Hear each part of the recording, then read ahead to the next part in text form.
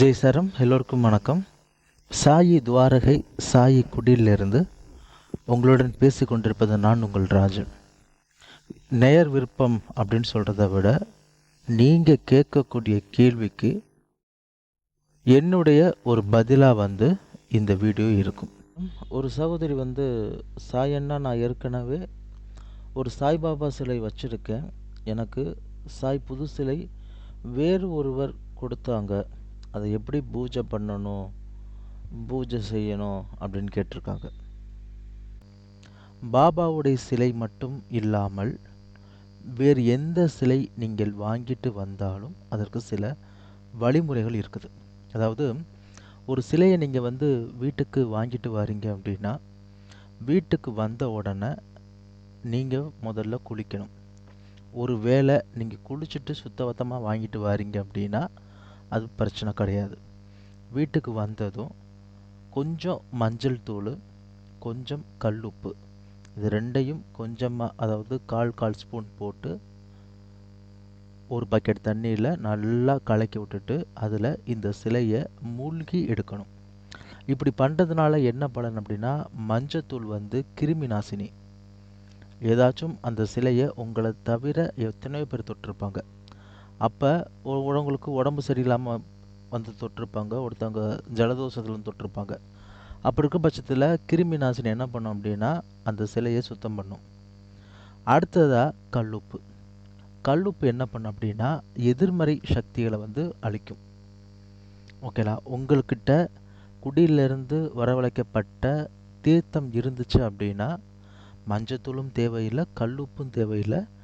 1 litre தண்ணியில் 1 மூடி தீர்த்தத்தை ஊற்றிட்டு நீங்கள் அதில் முக்கி எடுக்கலாம். ஒருவேளை தீர்த்தம் இல்லாத பட்சத்தில் கல்லுப்பு, மஞ்சத்தூள் பயன்படுத்துங்க.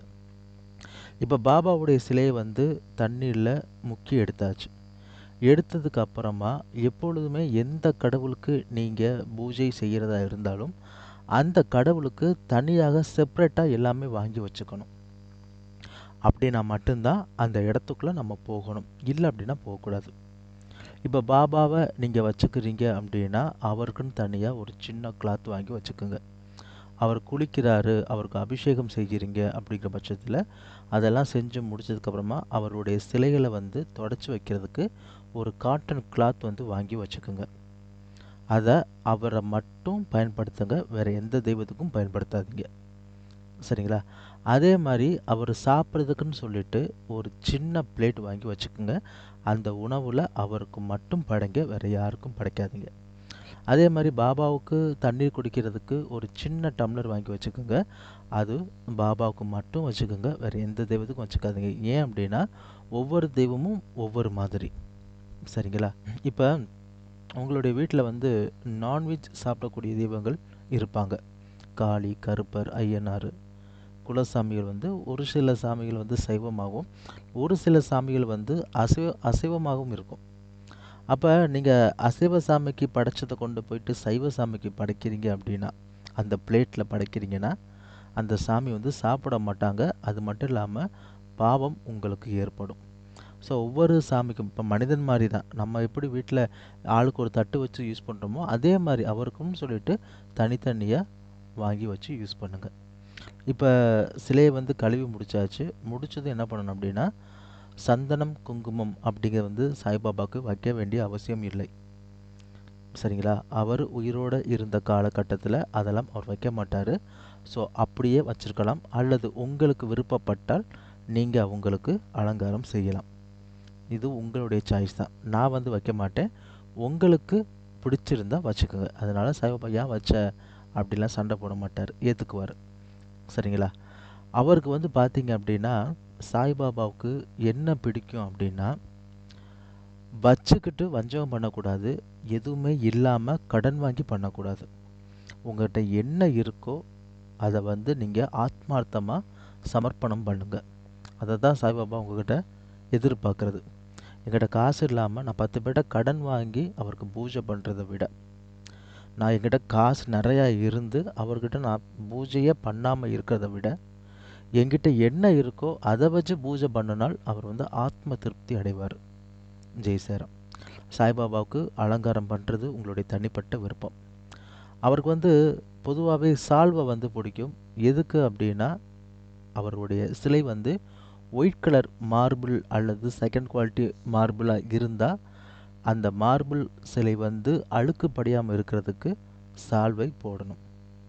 இல்லை அப்படின்னா சாய் காலப்போக்கில் பேய் மாதிரி ஆயிடுவார். சரிங்களா?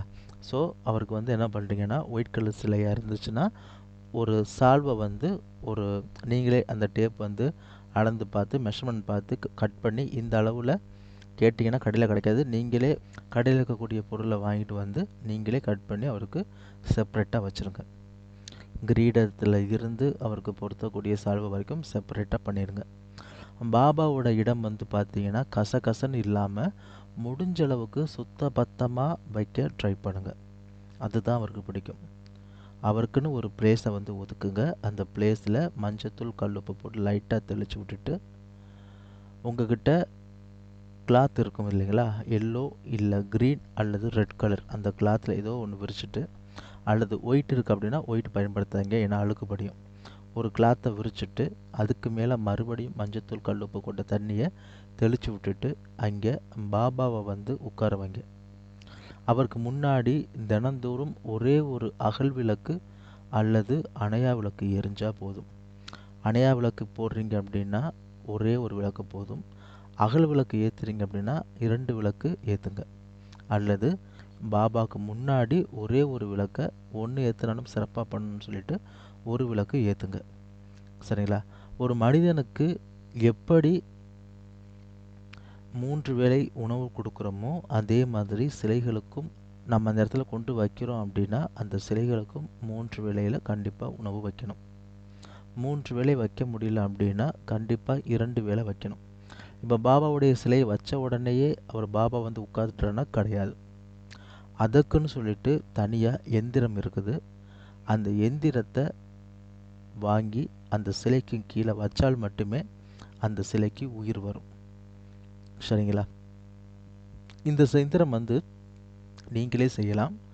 ஆனால் உங்களால் பண்ண முடியுமான்னு எனக்கு தெரியாது. ஏன்னா இதை 42 நாள் தொடர்ந்து பண்ணணும். ஒவ்வொரு டைமும் 1,08,000 தடவை மந்திர உபாசனை கொடுக்கணும். இப்படி 42 நாளும் செஞ்சுட்டு வர அந்த எந்திரத்துக்கு உயிர் வரும். அந்த எந்திரத்துக்கு உயிர் வந்துச்சுன்னா அந்த எந்திரம் மேலே இருக்கக்கூடிய பாபா ஷிரடி சாய் பாபாவுக்கும் உயிர் வரும். அப்படி உயிர் வந்துச்சுன்னா அந்த இடம் ஒரு கோவில் மாதிரி இங்கே வச்சுக்கணும். அதுக்குன்னு நிறையா ப்ராசஸ் இருக்குது. அடுத்தடுத்த வீடியோவில் நான் அதை சொல்கிறேன். ஒருவேளை இந்த எந்திரம் வந்து எங்களால் செய்ய முடியல அப்படின்னா சாய் துவாரகை சாய்குடியில் வந்து அணுகுங்க. குறைஞ்ச காசில் நம்ம கொடுத்துக்கிட்டு இருக்கிறோம். இதுக்கு நம்ம காஸ்ட்லி வந்து பார்த்திங்கன்னா 5,000 10,000னா அதிகபட்ச காசில் கொடுக்கறது கிடையாது. ஒரு வீட்டுக்கு ஒரு வீடையே ஒரு பாபாவுக்கு கோவிலாக மாற்றுறீங்க அப்படின்னா, அல்லது அந்த வீட்டில் எனக்கு பாபா கூடவே இருக்கணும் அப்படின்னு நினச்சிங்க அப்படின்னா இந்த எந்திரம் வாங்கி பாபா, அதாவது red colour, yellow colour, green colour cloth விரிக்கிறீங்கள, அந்த கிளாத்துக்கு மேலே இந்த விளக்கு வச்சு அதை தரக்கூடிய பொருளை மேலே வச்சு அதுக்கு மேலே பாபா சிலையை வைக்கும் பொழுது அவருக்கு வந்து உயிர் வரும். ஜெய் சரம். நன்றி.